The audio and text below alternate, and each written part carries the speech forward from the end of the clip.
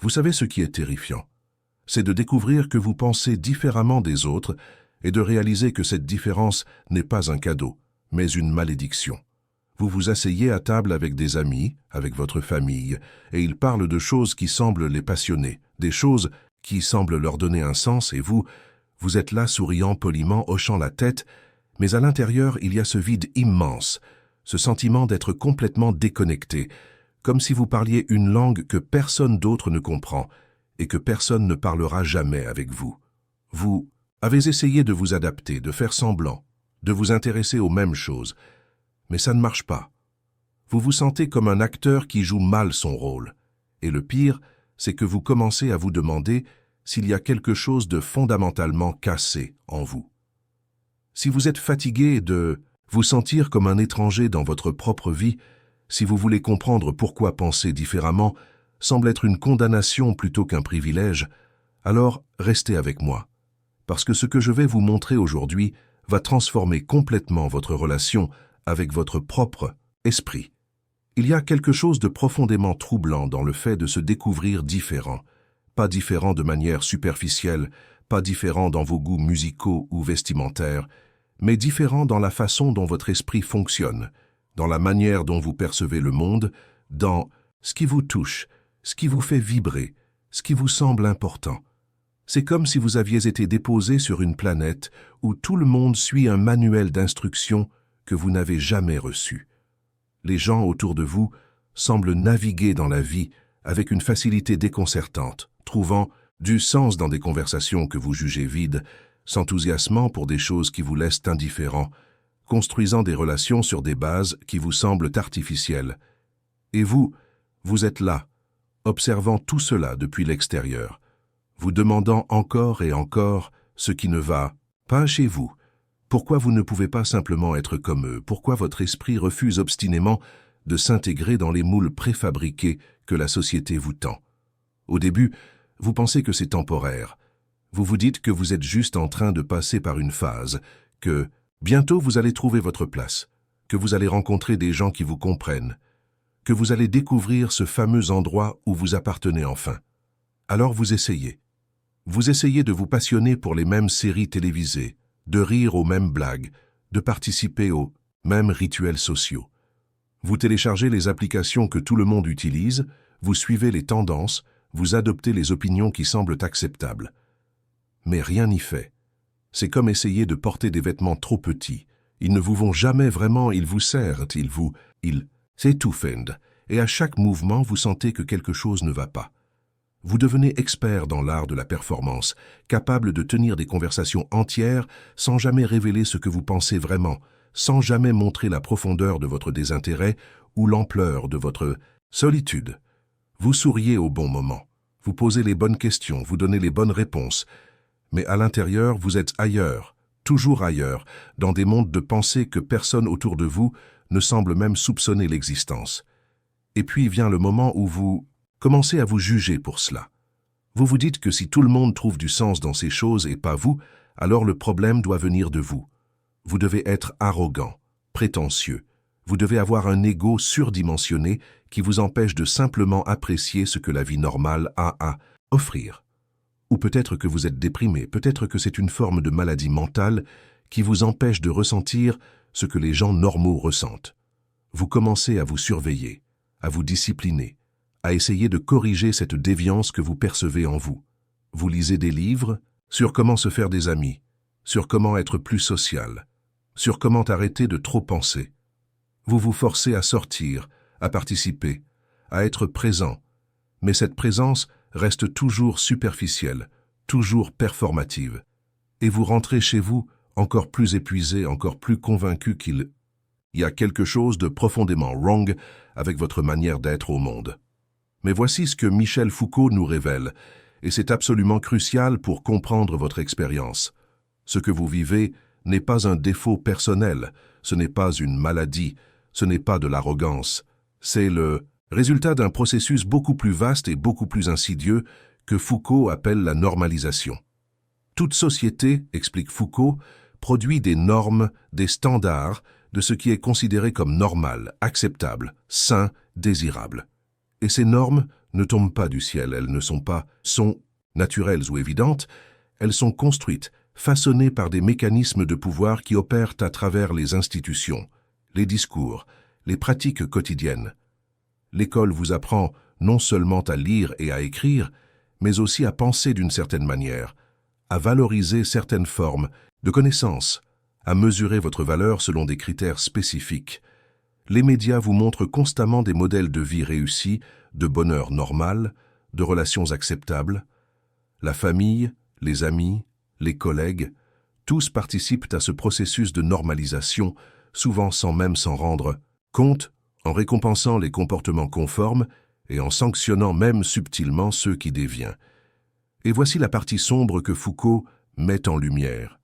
Ces normes ne vous contrôlent pas principalement de l'extérieur, par la force ou la contrainte directe.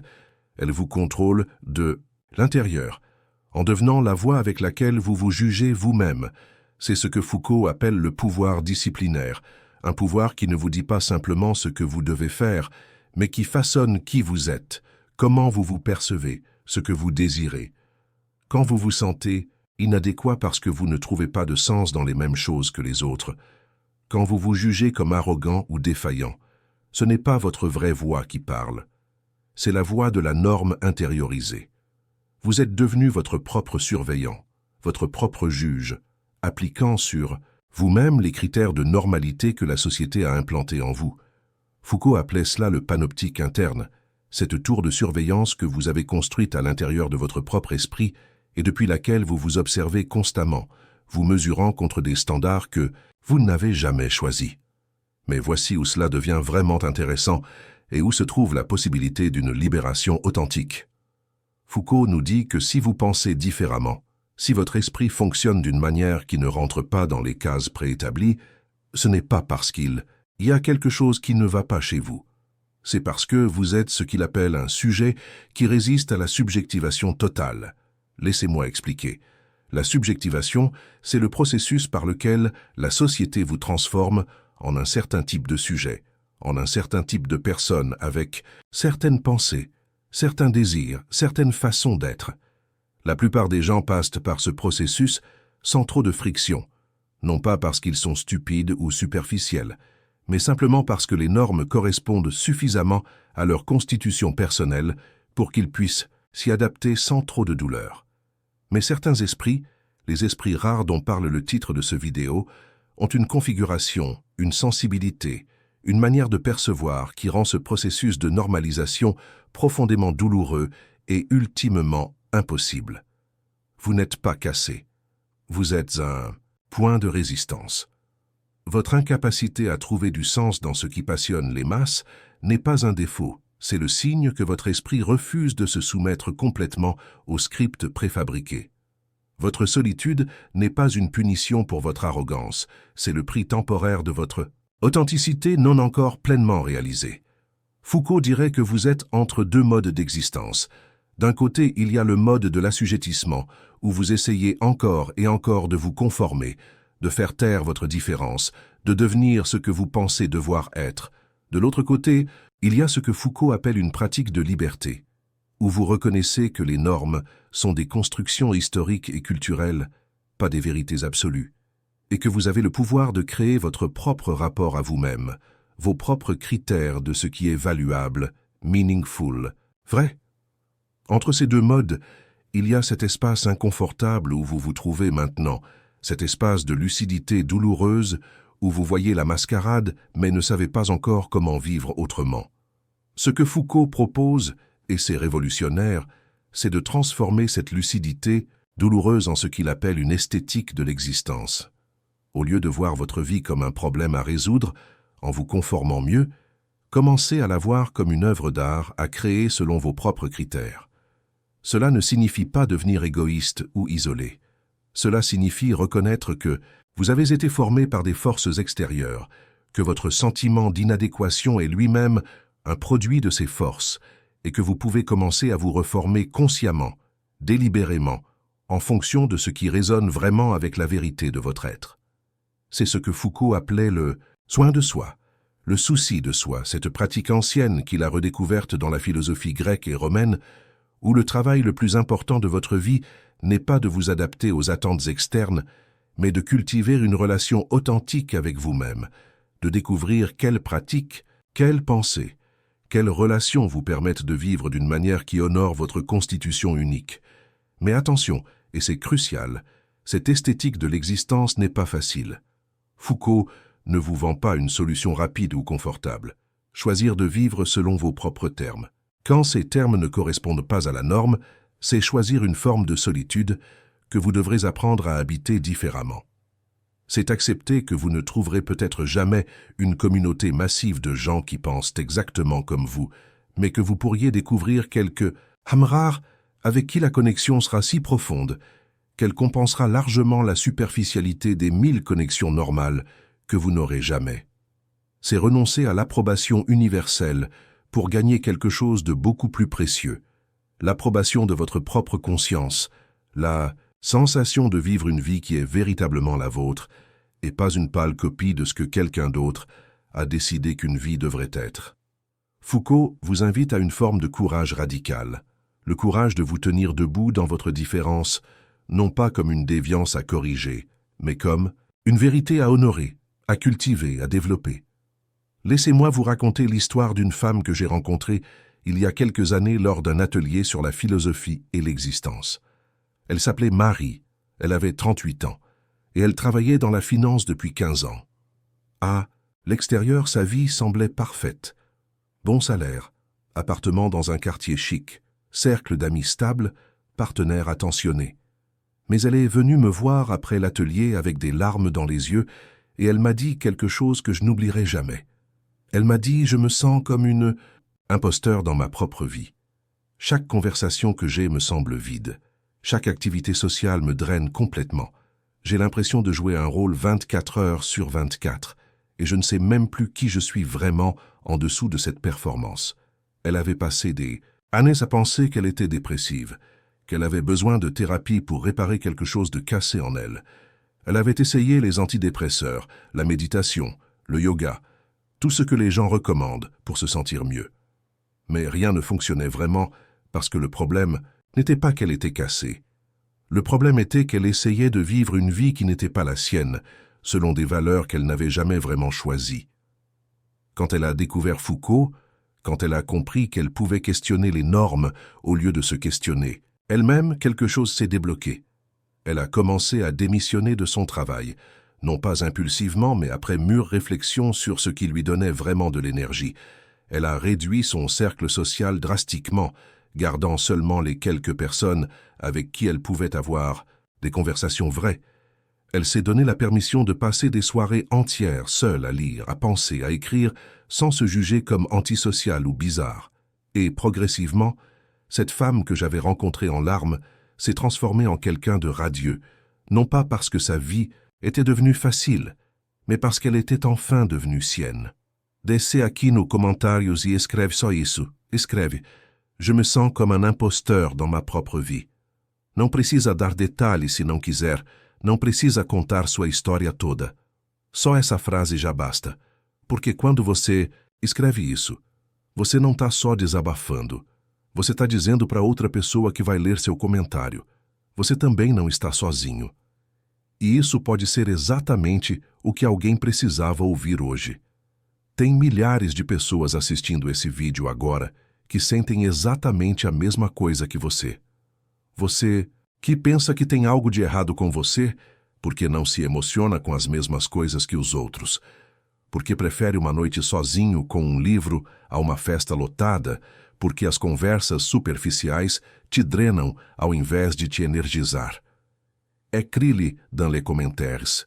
Fais-le pour toi et pour tous, ceux qui pensent être les seuls à ressentir ça. Alors qu'est-ce que cela signifie concrètement pour vous maintenant, aujourd'hui, dans votre vie? Comment transformez-vous cette compréhension en quelque chose de vivable? Foucault ne vous donne pas une formule, il vous donne une orientation. Il vous dit « Commence par reconnaître que ton jugement sur toi-même n'est pas neutre. Il est chargé de normes que tu as intériorisées. Chaque fois que tu te dis que tu devrais être plus social, plus normal, plus comme les autres, arrête-toi et demande-toi « Qui dit que je devrais? D'où vient ce devrait ?» Est-ce vraiment mon désir ou est-ce le désir de la norme que j'ai avalé? Commence à créer ce que Foucault appelait des pratiques de liberté, des petits actes quotidiens où tu choisis consciemment de suivre ta propre vérité plutôt que le script social. Peut-être que c'est refuser une invitation sociale sans te sentir coupable. Peut-être que c'est passer une semaine entière sans consommer de médias mainstream pour voir ce qui émerge dans le silence. Peut-être que c'est écrire pendant 1 heure chaque matin sur ce qui te préoccupe vraiment, sans censure, sans essayer d'être intelligent ou acceptable, juste pour découvrir ce qui vit en toi quand tu n'es pas en train de performer pour les autres. Comprends aussi que cette transformation n'est pas linéaire. Il y aura des jours où tu retomberas dans les vieux schémas, où tu te jugeras sévèrement, où tu essaieras encore une fois de te conformer. C'est normal. Foucault lui-même insistait sur le fait que la liberté n'est pas un état que tu atteins une fois pour toutes, c'est une pratique constante, un travail permanent de vigilance et de création. Tu ne te réveilleras pas un matin complètement libéré de l'influence des normes sociales. Mais tu peux progressivement devenir plus conscient de ces influences, plus capable de les reconnaître quand elles opèrent en toi, plus habile à choisir quand tu veux t'y conformer et quand tu veux les défier. Et dans cet espace de choix conscient, même petit, même fragile, réside ta liberté véritable. Cette liberté n'est pas l'absence de contraintes, c'est la capacité de transformer ta relation aux contraintes, de ne plus les subir passivement mais de les naviguer activement, stratégiquement, en fonction de tes propres objectifs de devenir. Et puis il y a la question de la solitude. Foucault ne va pas vous mentir et vous dire que si vous choisissez d'être authentique, vous allez soudainement être entouré de gens merveilleux qui vous comprennent. La vérité, c'est que la plupart des gens resteront confortablement installés dans leurs normes et ils ne comprendront pas votre quête, ils ne valoriseront pas votre profondeur. Ils vous trouveront peut-être bizarre ou difficile ou trop intense. Mais ce que Foucault vous offre, c'est une manière différente d'habiter cette solitude. Au lieu de la vivre comme une punition, comme la preuve de votre inadéquation, vous pouvez commencer à la vivre comme l'espace nécessaire pour votre devenir. La solitude cesse d'être un vide à combler désespérément et devient un terrain fertile où vous cultivez qui vous êtes vraiment. Et curieusement, quand vous cessez de désespérer de votre solitude, quand vous commencez à l'habiter avec dignité et intention, c'est souvent à ce moment-là que vous attirez les quelques personnes qui résonnent vraiment avec vous, parce que vous n'émettez plus ce signal de désespoir qui repousse les connexions authentiques, mais plutôt cette qualité de présence solide qui attire ceux qui cherchent eux aussi quelque chose de plus profond que les relations superficielles habituelles. Si vous êtes arrivé jusqu'ici dans cette vidéo, je sais que vous ne cherchez pas simplement de l'information. Vous cherchez une transformation réelle, une manière différente d'exister dans le monde. Et je veux vous dire quelque chose. Vous n'avez pas besoin de traverser cela seul. Cette chaîne existe exactement pour des personnes comme vous, des personnes qui sont fatiguées des réponses superficielles, qui veulent aller plus profond, qui ont le courage de questionner tout ce qu'elles ont appris sur elles-mêmes. Chaque semaine, j'apporte des réflexions comme celle-ci, explorant les recoins les plus profonds de l'expérience humaine à travers la philosophie et la spiritualité. Si vous voulez continuer ce voyage de connaissance de soi, abonnez-vous à la chaîne et activez la cloche. Non pas parce que j'ai besoin de chiffres, mais parce que vous méritez d'avoir un espace où vous pouvez penser différemment, sentir différemment, être différent. Et si cette vidéo a touché quelque chose de vrai en vous, laissez un like pour que plus de personnes qui ont besoin d'entendre cela puissent trouver ce contenu. Vous n'êtes pas seul dans cette quête. Ce que je veux que vous compreniez vraiment, et c'est le cœur de ce que Foucault nous enseigne, c'est que votre différence n'est pas un bug à corriger, c'est une feature à développer. Dans un monde qui valorise la conformité, qui récompense ceux qui rentrent dans les cases, qui punit subtilement mais constamment ceux qui dévient, choisir de cultiver votre singularité est un acte radical de résistance et de création. Vous n'êtes pas en train d'échouer à être normal. Vous êtes en train de réussir à être vous-même dans un système qui investit énormément d'énergie pour vous empêcher de l'être. Et cette réussite, aussi invisible soit-elle aux yeux de la majorité, aussi solitaire se sente-t-elle parfois, est infiniment plus précieuse que l'approbation superficielle que vous obtiendriez en vous conformant. Parce qu'au bout du compte, vous n'avez qu'une seule vie, Et cette vie est trop courte, trop précieuse, trop unique pour la passer à jouer le rôle que quelqu'un d'autre a écrit pour vous. Alors oui, il y a une vérité sombre sur les esprits les plus rares. Cette vérité, c'est qu'ils souffrent souvent beaucoup plus que les esprits ordinaires, parce qu'ils voient ce que les autres ne voient pas, parce qu'ils ressentent ce que les autres ne ressentent pas, parce qu'ils ne peuvent pas trouver de réconfort dans les mêmes illusions confortables qui endorment la majorité. Mais il y a aussi une vérité lumineuse, et c'est celle-ci. Ces esprits rares, une fois qu'ils acceptent leur différence, une fois qu'ils cessent de la combattre et commencent à la cultiver, ont accès à des profondeurs d'expérience, à des hauteurs de création, à des qualités de connexion que les esprits ordinaires ne connaîtront jamais. Votre rareté est votre super-pouvoir, mais seulement si vous arrêtez d'essayer de la cacher, de l'étouffer, de vous en excuser. Foucault vous donne la permission, non, l'impératif éthique, de devenir pleinement ce que vous êtes, même si cela signifie décevoir les attentes de ceux qui préféreraient que vous restiez petit, normal, gérable. Votre vie ne leur appartient pas, elle vous appartient. Et le plus grand crime que vous pourriez commettre n'est pas d'être différent, c'est de trahir cette différence pour acheter une acceptation qui ne sera jamais vraiment satisfaisante de toute façon.